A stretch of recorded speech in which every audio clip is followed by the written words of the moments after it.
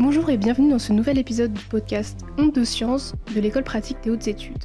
Aujourd'hui, nous accueillons Astrid Castres, maîtresse de conférence à l'École pratique des hautes études, sous la chaire Sources et méthodes de l'histoire des modes vestimentaires du Moyen-Âge au XIXe siècle. Vous êtes historienne des textiles, spécialiste de l'histoire de la broderie au Moyen-Âge et au XVIe siècle, sujet auquel vous avez consacré une thèse de doctorat intitulée Brodeur et chasublier à Paris au XVIe siècle. Vos travaux portent principalement sur l'histoire du vêtement, du textile et leur cadre de production en France, entre la fin du Moyen-Âge et l'époque moderne. Depuis 2023, vous portez un programme de recensement des broderies des collections publiques françaises, daté entre le XIIIe siècle et le XVIe siècle, financé par la ville de Paris, dans le cadre du dispositif Émergence, qui a pour objectif de les répertorier dans une base de données, accessible en ligne sur le site du laboratoire Saprat. Alors bonjour et bien encore, merci beaucoup d'être venu. Au cours de cet épisode, nous allons donc nous intéresser à l'histoire du vêtement et de la mode au travers des techniques du métier de brodeur et des textiles. Alors pour commencer, première question assez simple, pourquoi avoir choisi ces périodes précisément ? Est-ce qu'il y a eu un changement dans la manière de fabriquer les vêtements, des textiles, des brodeurs ? Alors, dans le cadre de mes recherches et de mon enseignement, je traite d'une période qui s'étend du XIIIe siècle au tout début du XVIIe siècle. Donc, le choix de faire débuter cette enquête au XIIIe siècle peut s'expliquer par plusieurs raisons. La première étant qu'au XIIIe siècle, à Paris, donc un centre de production sur lequel je concentre mes recherches, s'organisent des communautés de métiers dont l'activité commence à être réglementée par des statuts qui vont être mis par écrit à partir des années 1260 par le prévôt de Paris, Étienne Boileau. C'est le cas par exemple des tailleurs d'habits et des fripiers qui obtiennent leur premier statut avant 1275. Un petit peu plus tard, c'est le cas aussi des brodeurs qui obtiennent leur premier règlement entre 1292 et 1295. C'est le cas encore des pourpointiers, ceux qui fabriquent les pourpoints, qui obtiennent leur premier statut en 1323. Donc c'est une vaste entreprise de rédaction des règlements, de mise par écrit de l'organisation de tout ce cadre de production du vêtement et du textile, et qui s'inscrit dans un contexte un petit peu particulier qu'il faut peut-être préciser, d'essor démographique et économique de la capitale, dont la population va considérablement augmenter au cours d'un siècle. Elle va même tripler en fait entre 1200 et 1300 pour atteindre ce chiffre de 250 000 habitants dans la capitale. Ce qui va occasionner l'arrivée d'artisans spécialisés, notamment dans le domaine du textile, l'arrivée de nouveaux produits, articles dans le domaine de la mode et de nouveaux savoir-faire. Tout cela a été révélé par les travaux notamment de Caroline Bourlet.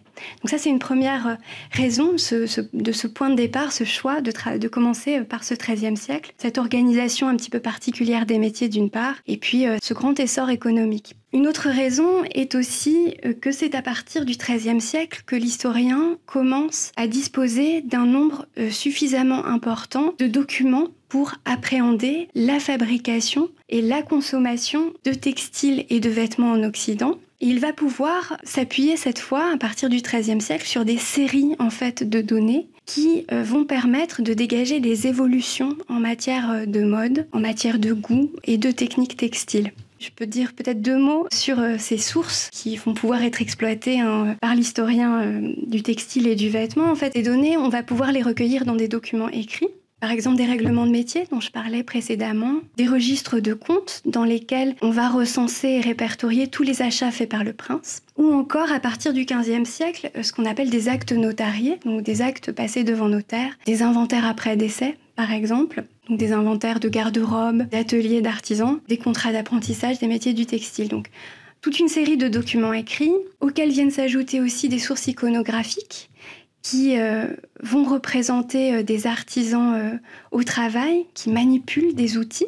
Ça, c'est aussi une source visuelle très importante pour nous. Et également des sources matérielles, donc des objets, des textiles principalement, mais aussi des cuirs, qui sont conservés dans des collections de musées, dans des trésors d'église, ou mis au jour dans le cadre de fouilles archéologiques. Et en fait, ces sources, elles existent également pour les périodes antérieures au XIIIe siècle, mais à partir du XIIIe siècle, elles vont se faire plus nombreuses, et donc elles peuvent être croisées entre elles. Et en recueillant en fait toutes ces informations sur une longue durée, donc entre le XIIIe siècle et le XVIIe siècle, en fait, il est possible de percevoir des évolutions ou au contraire des invariants, des grandes constantes en matière de mode, de circuits d'approvisionnement, de matériaux ou de produits finis. Donc voilà pour expliquer en quelques mots ce cadre chronologique choisi.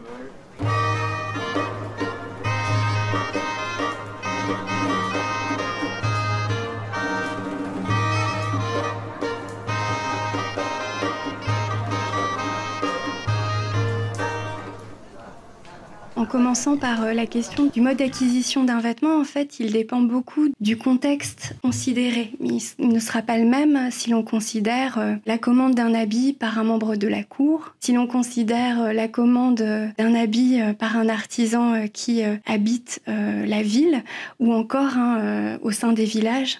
Ça, c'est un dernier cas de figure qui a été étudié récemment par un historien qui s'appelle Michael Wilmart, qui s'est intéressé tout particulièrement à ce cas particulier du mode d'acquisition dans les villages. Ce qu'il faut retenir peut-être, c'est l'idée qu'il existait en fait différents marchés qui étaient adaptés à la condition sociale du client, pour le dire de manière un peu schématique, de la fabrication d'un vêtement de luxe jusqu'à l'achat de seconde main. Donc si on essaie peut-être de lister un petit peu ces différents cas de figure, un premier cas de figure serait justement la fabrication sur mesure d'un vêtement pour un client qui apporte au tailleur l'étoffe dans lequel l'habit doit être confectionné.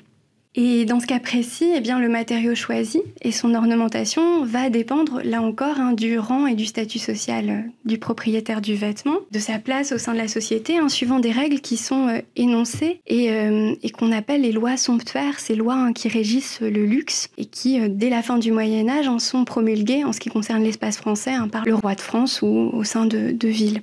Alors ça, c'est le premier cas de figure, le sur-mesure. Un second cas de figure, c'est l'achat d'occasion auprès d'un fripier. Et la fripe est véritablement un marché tout à fait important depuis le Moyen-Âge et au XVIe siècle. Donc c'est un mode d'acquisition qui permet de s'habiller à moindre coût. Ça coûtera beaucoup moins cher que de se faire un vêtement sur mesure. Mais aussi, avantage non négligeable et qui est parfois un petit peu minoré, en tout cas dans l'imaginaire commun, c'est aussi un moyen de s'habiller beaucoup plus rapidement, d'obtenir, en tout cas d'acquérir un vêtement beaucoup plus rapidement que si l'on attendait sa fabrication par un tailleur d'habits.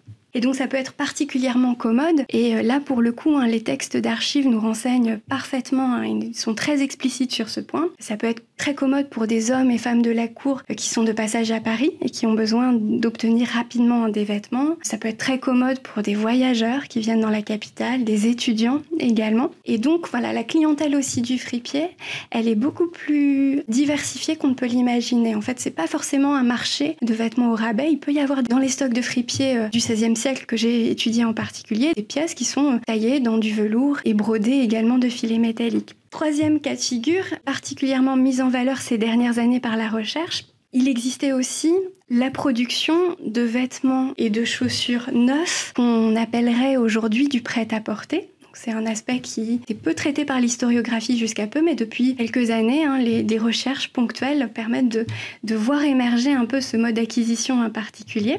Alors dans les textes de l'époque, c'est ce qu'on appelle des vêtements faits à l'aventure et sans mesure, pour les opposer aux vêtements sur mesure. Donc ça, c'est une expression qu'on trouve notamment dans les statuts des fripiers au XVIIe siècle et dans des textes juridiques fin XVIe, avec des tailles qui vont être normalisées. Ces vêtements nécessitaient sans doute d'être réajustés dans un second temps pour s'adapter au corps du porteur, soit dans un cadre domestique ou en faisant appel à un couturier, par exemple. La recherche nécessite d'être poursuivie pour mieux comprendre aussi ces normalisations des tailles et aussi l'ajustement au corps du porteur. Il y a encore de la recherche à mener dans ce domaine et de plus en plus de données parviennent à être collectées sur ce point. Et enfin, dernière possibilité, mais sur laquelle on a très très peu d'informations, tout ce qui relève d'une production domestique fabriquée dans l'espace de la maison. Et là, pour le coup, on a peu d'informations, peu de publications sur le sujet. Ces pratiques-là ont laissé très peu de traces dans les archives. Donc voilà pour répondre à votre question par rapport aux différents modes d'acquisition, au processus de fabrication et à la clientèle, beaucoup plus variés qu'on ne pourrait l'imaginer pour ces périodes anciennes.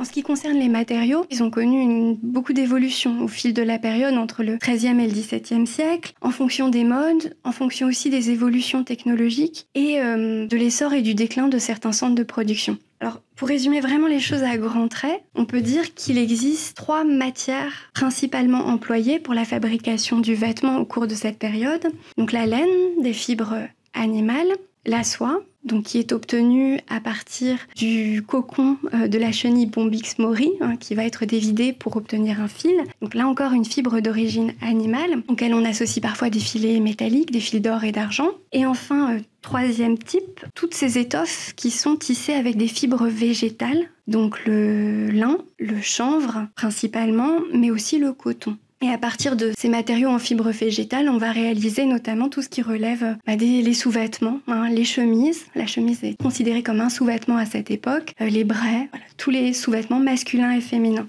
Alors, est-ce qu'il y a eu des évolutions au cours de la période ? Il y en a eu quantité. Il y a eu des évolutions majeures et des petites évolutions qu'on arrive à percevoir dans les textes d'archives lorsqu'on repère des nouveaux noms de textiles et d'étoffes employés. Alors, s'il y avait une évolution majeure à signaler, ce serait sans doute l'essor des consommations de soieries à la cour à partir du XVe siècle, qui commence à être portée quotidiennement par les princes. Donc avant cette date, disons jusqu'au XIVe siècle, l'emploi de la soie était réservé à des pièces tout à fait exceptionnelles du vestiaire princier. C'était essentiellement des draps de laine très très luxueux qui faisaient l'objet de finitions particulières avec l'emploi de matériaux de colorants qui vont être très très précieux comme le kermès qui permet d'obtenir un rouge magnifique et éclatant.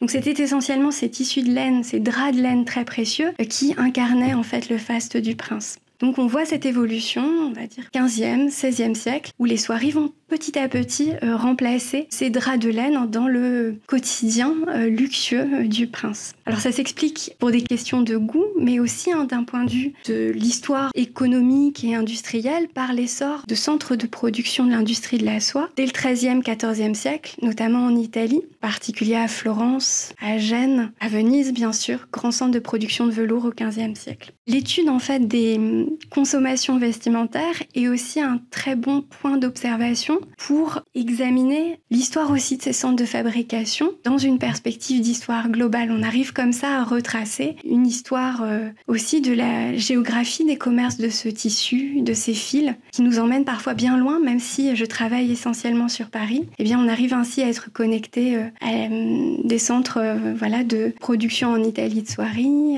d'extraction de l'or en Afrique, de culture de la soie en Asie centrale, etc. On parvient à le retrouver dans, par exemple, les comptabilités des rois de France. Entre le XIVe et le XVIe siècle, on relève des mentions de provenance parfois. Là, je vais avoir juste à l'esprit des comptes précis de la fin du XVe siècle du roi Charles VIII. On va avoir des mentions à la fois de textiles en effet, des soieries qui proviennent d'Italie. On va avoir également mention de coton de Syrie qui vont être employés en rembourrage pour des vêtements ou des couvertures. On va également avoir des mentions de toile de Hollande. Donc, c'est une toile de lin qui est extrêmement fine. De l'or dit de Chypre. Voilà, on arrive à relever comme ça des mentions géographiques qui ne sont pas parfois toujours aisé à identifier, en tout cas identifier clairement quel est le matériau derrière cette appellation. Mais oui, dans des sources comptables, on en relève.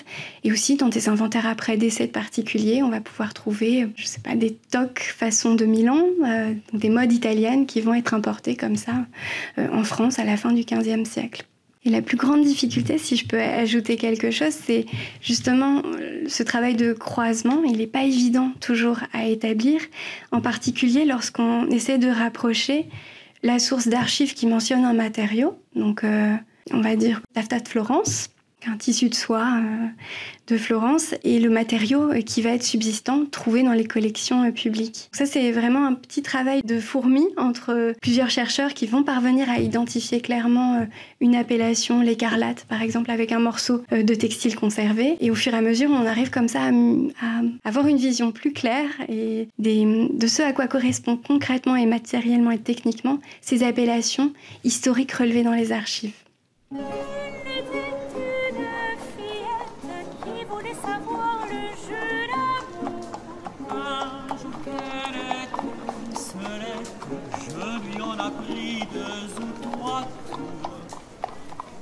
En histoire du textile, il y a une petite communauté de chercheurs qui existe en France et à l'international, avec lesquels on est amené à collaborer. Par exemple, dans le domaine de la broderie, qui est le sujet d'où je suis partie pour arriver jusqu'aux vêtements, il y a des programmes de recherche qui existent à l'étranger pour identifier clairement la production des broderies anglaises. Donc, c'est un travail qui a été mené notamment en lien avec une grande exposition qui s'est tenue au V&A en 2016, donc à Londres. Ils ont vraiment fait un travail formidable pour identifier clairement cette production, les matériaux employés, étudier les archives pour comprendre concrètement comment fonctionnaient ces ateliers. Même chose, il y a un travail formidable qui est mené en Catalogne actuellement pour identifier la broderie produite dans cette région 15e, même 14e, 15e siècle, dirigée par Raphaël Cornudella. Et le dialogue engagé avec ces chercheurs nous permet de ne pas travailler uniquement de manière cloisonnée, mais de faire le lien entre la production que nous étudions, nous, production peut-être parisienne et française, qui, avec des artisans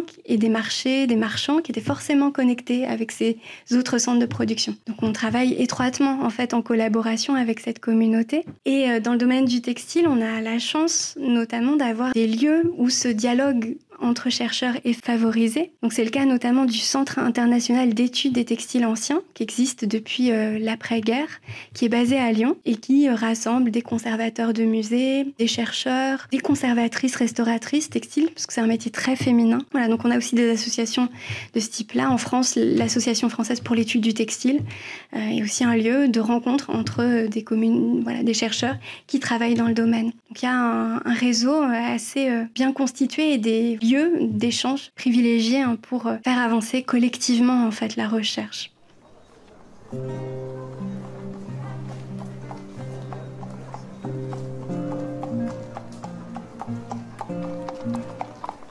Le dispositif appelé Émergence est un dispositif d'aide à des programmes de recherche portés par des jeunes chercheurs. À partir de 2023, on a pu mettre en œuvre ce projet de recensement. Donc l'objectif est de recenser de manière exhaustive tous les textiles brodés datés entre le XIIIe et le XVIe siècle, conservés dans les collections publiques françaises. Donc à savoir des réserves de musées, des trésors d'églises. Donc il y a une quantité de textiles brodés de ces périodes conservés dans ces trésors d'églises et de cathédrales, mais aussi des monuments historiques, des châteaux, voilà.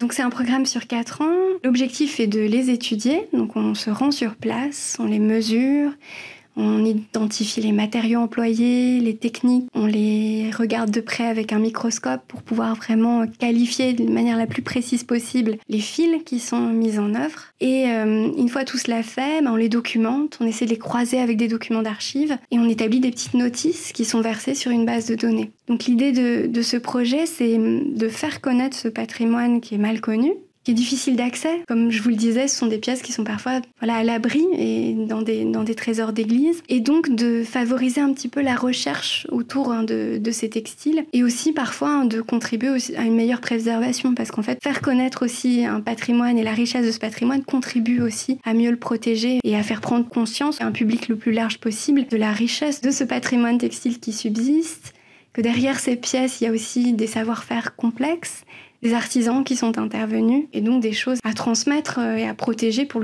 mieux le transmettre aux générations futures.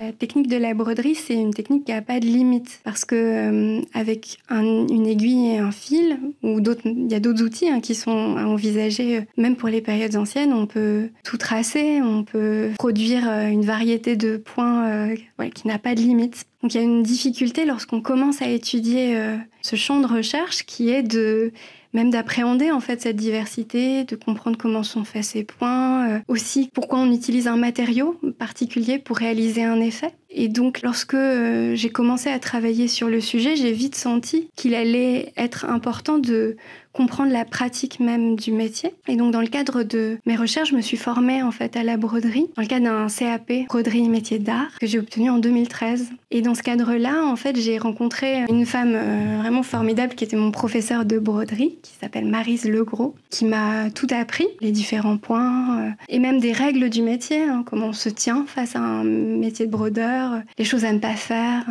comment réagit le velours, qui est très compliqué à broder à l'aiguille. Donc oui, je dirais que même si on travaille sur des périodes très très anciennes, le dialogue avec des artisans actuels et même la formation à la base du métier, elle enrichit beaucoup la connaissance, la compréhension des objets subsistants qu'on va pouvoir lire parce qu'on comprendra comment ça fonctionne, mais même des documents d'archives qui ont parfois enregistré un vocabulaire d'artisan et qui est difficile d'accès quand on est un petit peu éloigné de la matière ou du caractère concret de la fabrication d'un objet. Donc ça, c'est un aspect aussi des choses, ce passage par la pratique qui tend considérablement à se développer et à faire son entrée et être reconnu même au sein des cercles universitaires, qui étaient tout à fait admis de plus longue date dans le domaine de l'archéologie. Dans le domaine de l'histoire de l'art, c'est plus récent. Et dans le domaine du textile, c'est quelque chose qui commence véritablement à être admis au sein des cercles universitaires. Déjà, ça m'a permis de comprendre les points. Point de chaînette, le point de tige, le point avant, arrière, le point fendu. D'arriver, puisque je l'ai fait moi-même, d'arriver à l'identifier sur l'objet. Donc rien que d'un point de vue pratique, ça m'a permis de gagner un temps incroyable sur l'identification de la technique. Après, même au-delà de juste cet aspect très pratique, ça m'a permis de décrypter un vocabulaire d'archives dont le sens n'était précisé par aucun dictionnaire ancien, puisqu'il faut attendre le XVIIIe siècle pour que les premiers traités de l'art du brodeur paraissent, même 1770, l'art du brodeur de Saint-Aubin. Donc il n'y avait pas de définition de ces mots qu'on peut relever dans les archives. Et donc c'est seulement à partir d'un relevé, ce qu'on appelle une étude lexicographique, donc relever systématiquement les occurrences d'un mot, un mot qui n'existe plus dans les dictionnaires postérieurs, donc ce sont des mots pour lesquels on n'a pas de définition. Donc, relever donc, toutes ces occurrences dans leur contexte, arriver à comprendre de quoi il s'agit. Et donc ça, je pense que la compréhension de la pratique, le fait de comprendre comment ça fonctionne, m'a permis en tout cas de décrypter ce vocabulaire. Et concrètement, j'avais des listes de mots qui étaient sans définition. Et plusieurs années après, et à force de pratique ou aussi de confrontation avec les œuvres subsistantes, eh bien, j'ai pu proposer des hypothèses en fait, de définition. Donc ça, ce serait le deuxième point, d'arriver à un petit peu entrer dans le mode de pensée du fabricant. Donc je dis pas que c'est obligatoire dans le domaine de la recherche, pas du tout, mais ça peut permettre parfois de gagner du temps et de décrypter un vocabulaire enregistré dans les textes qui n'est pas clair, et aussi de comprendre pourquoi, face à une œuvre, un artisan a fait un choix plutôt qu'un autre, a choisi un point plutôt qu'un autre, un matériau plutôt qu'un autre. Il y a des choses très précises qui ont pu être résolues par ce passage par la pratique. Parmi mes étudiants, que je suis dans le cadre de master ou de doctorat en co-encadrement, elles sont de plus en plus nombreuses à passer aussi par la pratique pour comprendre un mode de tissage, à se former en fait, pour essayer de comprendre les œuvres qu'elles ont à étudier et les textes d'archives qu'elles décryptent. C'est très école pratique, oui, j'allais dire. C'est très très pratique.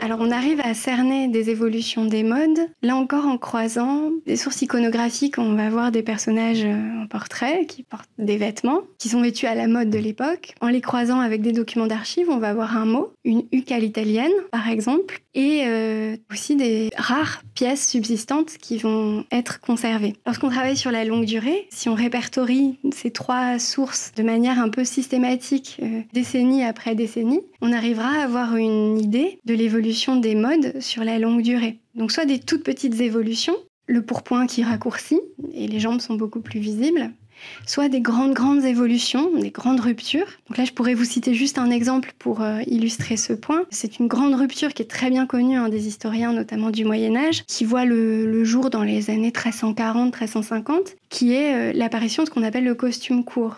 Avant cette date, hommes et femmes étaient vêtus de l'habit long, donc d'une robe longue, constituée de plusieurs couches, côte sur côte, et portée uniformément, que l'on soit un homme ou une femme. Autour des années 1340-1350, il y a une nouvelle mode qui apparaît, qui va être d'ailleurs décriée dans les textes de l'époque par des chroniqueurs contemporains, où certains hommes, plutôt jeunes, membres de l'aristocratie, vont s'habiller vêtus courts, avec des chausses, donc pour faire simple, des collants qui vont couvrir leurs jambes, associés à un pourpoint. C'est une mode que certains contemporains vont trouver attissante, des chroniqueurs contemporains vont être choqués par ce nouvel nouvel habit, qui est le costume court, et qui est le point de départ aussi d'un costume bipartite actuel. Donc il y a des grandes évolutions comme ça qu'on arrive à repérer dans les textes, les chroniques, l'iconographie. Et à cela vient aussi s'associer des toutes petites tendances, des modes à l'italienne, des modes à la portugaise. On voit aussi dans les textes d'archives et dans les objets et l'iconographie subsistante. Un autre point qui est intéressant, qui est celle de s'habiller en fonction des catégories sociales. Est-ce qu'il y a une manière de s'habiller pour les menuisiers ? Alors, ce qu'il faut savoir, c'est qu'en fonction, si vous prenez la bibliographie, l'historiographie du sujet, les grandes histoires du costume qui ont été rédigées depuis le 19e siècle, force est de constater que le vestiaire et la garde-robe du prince et des reines est beaucoup mieux connu que tous les autres vestiaires. Or, les informations existent tout de même pour documenter et renseigner. Le costume, par exemple, des artisans des villes, ou même un costume encore plus populaire, ou le costume des populations villageoises. Donc en particulier les inventaires après décès, dans lequel on va inventorier les garde-robes d'un menuisier parisien. Et là, on va pouvoir avoir accès à quel type de vêtements il porte, et surtout les matériaux dans lesquels ils sont confectionnés. Alors, en ce qui concerne Paris, la zone géographique sur laquelle je travaille, l'inventaire après décès n'est pas réalisé de manière systématique. En particulier pour des populations les plus pauvres, lorsqu'il n'y a pas d'enfants héritiers du défunt. Dans ce cas-là, il n'y a pas forcément de nécessité d'établir l'inventaire. Et d'autre part, c'est un acte qui coûte aussi, pour lequel on doit dépenser de l'argent pour l'établir. Mais en effet, il y a une partie de la population qui nous échappe, et en particulier la population la plus pauvre. Donc il y a beaucoup de biais en fait dans l'analyse. Il y a des pans entiers de cette histoire vestimentaire qui nous échappe. Pour les catégories les plus modestes de la population notamment, c'est un travail qui avait été mené par une historienne qui s'appelle Perrine Mann, qui est directrice d'études à l'EHESS, également Françoise Piponnier, qui était aussi directrice de recherche à l'EHESS, qui s'était intéressée aux costumes paysans et aux costumes populaires. Donc elles avaient travaillé un petit peu sur ces questions, les sources qu'elles pouvaient exploiter pour documenter cette histoire, en particulier des sources iconographiques. Et c'est un travail qui a été aussi poursuivi par Michael Wilmart. Il a étudié comment s'habillaient des villageois dans le midi de la France à la fin du Moyen-Âge. Donc il existe tout de même des sources qui sont ponctuelles, mais très riches dès que nous en avons une. Et parfois aussi des fragments trouvés en contexte de fouilles qui vont nous renseigner sur des textiles un petit peu plus modestes que ceux qu'on a l'habitude de voir mentionnés dans les archives. Donc il en existe, elles sont précieuses et elles nécessitent d'être regardées de près.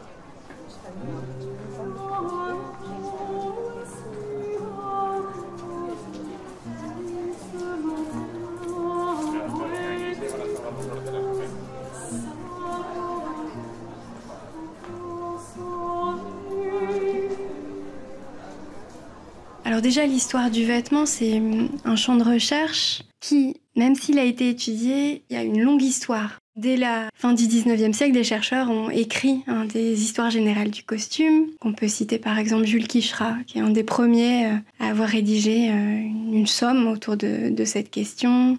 Camille Anlard également, Eugène Viollet-le-Duc. Donc il y a une longue histoire tout de même de ce champ de recherche. Malgré tout, après ces premiers, ces grands-pères de la discipline, c'est un champ de recherche qui a peu intéressé les chercheurs, à quelques exceptions près, que j'ai citées d'ailleurs, les cas de Perrine Mann, Françoise Piponnier, qui tout de même, dès les années 70-80, se sont intéressés à ces questions. Mais c'est surtout à partir des années 2000, en fait, qu'on note un vrai regain d'intérêt pour l'histoire du vêtement. Et en lien avec ce regain d'intérêt pour l'histoire du vêtement, il y a de plus en plus de publications sur le sujet, de recherches, de programmes de recherche aussi menés sur la question. Donc là, je parle vraiment du cas français, parce qu'en Angleterre, c'est depuis beaucoup plus longtemps que les chercheurs s'intéressent à ce point. Donc en lien avec ce regain d'intérêt dans les années 2000, ce champ de recherche a commencé à être enseigné au sein de l'université, mais timidement, et encore aujourd'hui, il y a peu de lieux où on peut se former à l'histoire du vêtement. Donc on peut citer l'école du Louvre, qui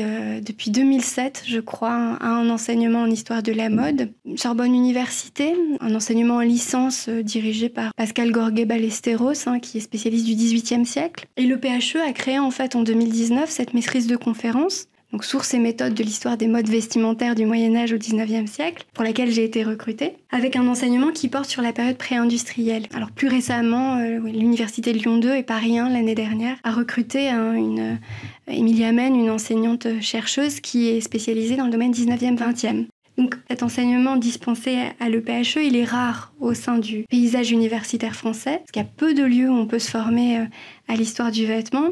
Plus encore si l'on considère la période qui y est traitée, donc 13e, 17e siècle, mais aussi les méthodes qui y sont enseignées, avec une initiation à la paléographie et à l'étude des textes d'archives, et aussi une formation à l'analyse du textile sur échantillon, en appliquant justement un protocole d'analyse très rigoureux qui a été mis au point par le Centre international d'études des textiles anciens. Là, ça rejoint vraiment aussi la tradition de l'école très pratique, de l'école pratique des hautes études, avec cette analyse, cet apprentissage, formation des étudiants à l'étude des sources et à leur donner les outils pour lire un document d'archives par la paléographie, mais aussi lire un textile en essayant de recueillir toutes les informations possibles qu'il contient. Donc dans sa matière même, les fibres, les fils, les techniques mises en œuvre.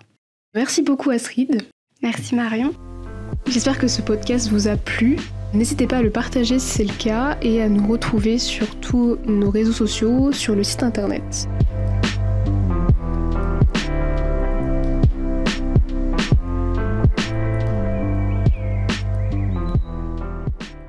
Ondes de Science, un podcast de l'École pratique des hautes études PSL. Cet épisode a été préparé par Marion Gandois, monté et mixé par Jean-Baptiste Lasserre.